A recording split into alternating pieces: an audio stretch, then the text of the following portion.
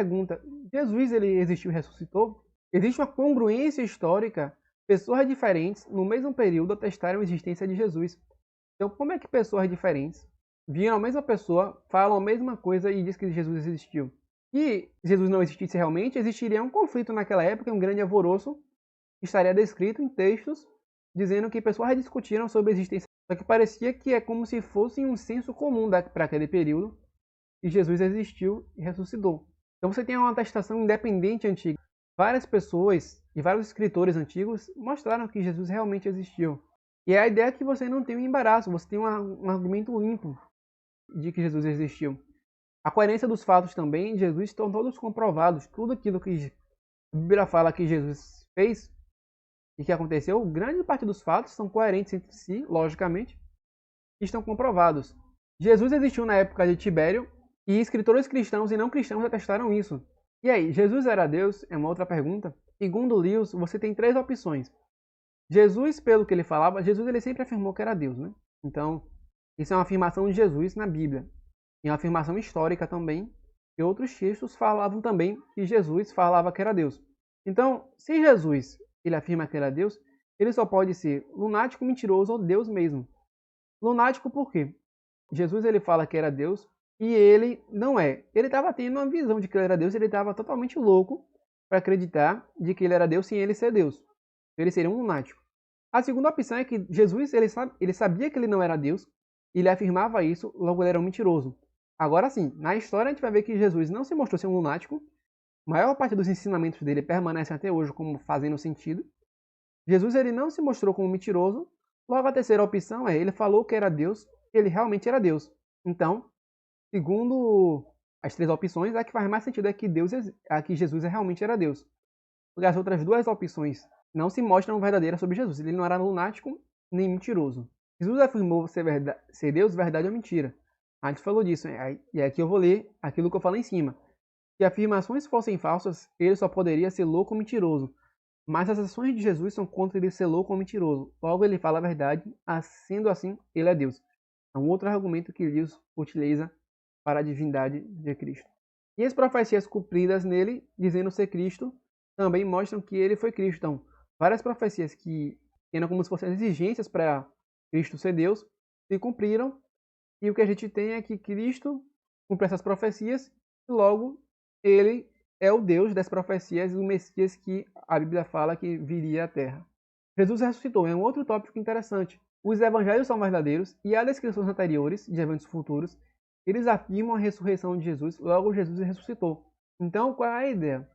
Várias pessoas, os evangelhos e as descrições de eventos futuros que afirmam que Jesus ressuscitou. E se o evangelho é verdadeiro e a Bíblia é verdadeira, logo Jesus ressuscitou. Mas não só isso. 500 irmãos cristãos confirmaram a ressurreição depois que Cristo ressuscitou. Como é que tantos irmãos conspiraram e mantiveram uma mentira se a ressurreição de Cristo fosse falsa? Como é que eles conseguiram manter essa conspiração de que Cristo ressuscitou realmente? Tendo 500 irmãos falando a mesma coisa. Provavelmente seria descoberto, mas se for verdadeiro, fica muito mais fácil dessa versão se confirmar. Os discípulos morreram e foram torturados, eles não estariam ganhando nada. Por que eles, diante da perseguição, eles conseguiram resistir à tortura e ao sofrimento, mesmo sem ganhar nada? Eles só conseguiram sobreviver a tudo isso porque Cristo realmente ressuscitou e o caráter deles impede que eles fossem mentirosos. O caráter é reconhecido pela população da época. Então, você vai ver que os discípulos eles se mostraram, com várias fontes externas também, pessoas piedosas, pessoas que faziam coisas boas. Como é que essas pessoas estariam mentindo em prol de vender uma coisa que não estaria condizente com os fatos? A lógica de Marcos é simples e falta desenvolvimento de lenda, ou seja, o livro de Marcos fala que Jesus ressuscitou. Só que se alguma pessoa ela quer criar uma lenda, quer comprovar que Jesus realmente ressuscitou, ela poderia criar totalmente um texto bem escrito, com todo um arcabouço teórico, tentando comprovar que Jesus ele ressuscitou. E essa lógica seria uma lógica de lenda. É o que os autores atuais descrevem como sendo uma lenda. Quando o autor ele queria demonstrar algo que era mentira, tentar criar uma lenda, eles faziam um determinado grau de desenvolvimento. E Marcos não estava ciente disso naquela época. E mesmo assim, ele faz uma descrição simples e que se mostrou sem tentativa de criar uma, uma comprovação de que Jesus fosse realmente o Cristo. Fora a credibilidade histórica e a aparição de Jesus pós-ressurreição. Ninguém acreditaria nele, mesmo roubando o corpo dele. Se tivesse um corpo, teria contestado na hora o interesse judaico. Então imagine que Jesus morreu. Isso é um fato histórico. Jesus morreu. Os judeus que não são cristãos atestam isso. Os romanos atestaram isso. Ele foi crucificado. Isso é um fato histórico. Agora a ressurreição dele. Como é que a gente vai descobrir que ele ressuscitou? Digamos que Jesus ele realmente morreu. Teria o corpo dele se ele morreu. Claro que ele morreu, o corpo dele ficou lá. Então imagine que se alguém dissesse que ele tinha ressuscitado e as pessoas que queriam acabar com os cristãos tivessem com o corpo dele, mostrariam o corpo de Cristo na hora para mostrar que era mentira dos judeus. Mas como eles não tinham o corpo, eles não conseguiram combater. E era de interesse deles mostrar que o cristianismo era uma mentira dos romanos e dos judeus ortodoxos. E mesmo assim, se eles tivessem um corpo, se Jesus não tivesse ressuscitado, eles teriam combatido, mas eles não tiveram argumentos o suficiente para isso. E é interessante que, se Jesus ele não tivesse ressuscitado, ninguém teria acreditado que ele ressuscitou mesmo. Até porque ninguém tinha visto. Mas as pessoas acreditavam porque viam ele logo depois dele ser crucificado, nos dias que ele falou que ele ressuscitaria. Jesus ele ressuscitou e mostrou, e as pessoas passaram a acreditar nele.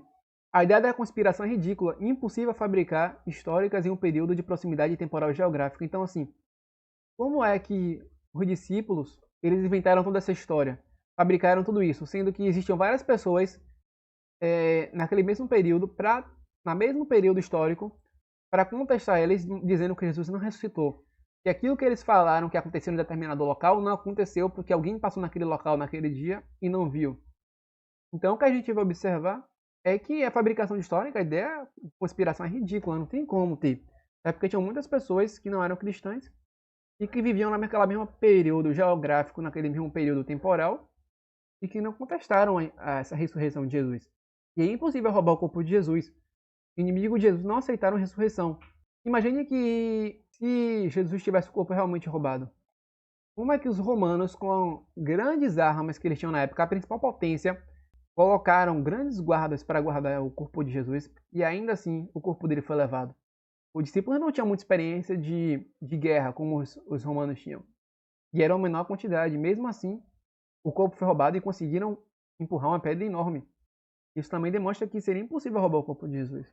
Como é que um grupo de semi-analfabetos conquistou o mundo, pregou uma ficção que foi aceita sem furos, e como essa fé resistiu?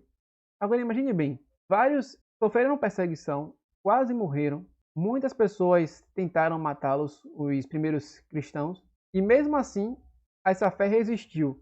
E um grupo de semi-analfabetos, que eram pescadores da época, não tinham conhecimento teórico nenhum, pregaram o evangelho de uma maneira clara, como se fossem intelectuais, conseguiram sobreviver à perseguição e pregou algo que todo mundo acreditou. Seria muito difícil você pregar uma mentira, uma ficção, sem furo nenhum. Uma mentira, geralmente, pregada por muito tempo, tende a aparecer vários furos. Mas o que aconteceu foi que um grupo de semi-analfabetos conseguiu criar um argumento lógico perfeito e foi aceito pela sociedade que não foi encontrado nenhum furo. Isso só explica o quê?